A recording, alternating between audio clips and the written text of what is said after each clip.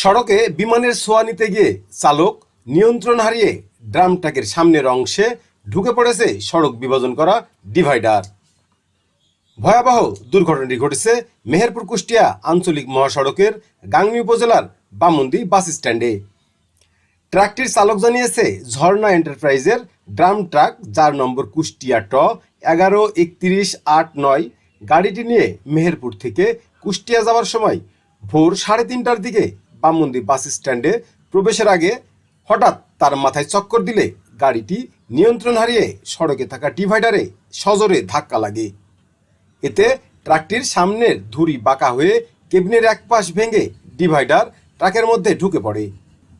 তবে এই দুর্ঘটনায় কোনো হতাহতের ঘটনা ঘটেনি।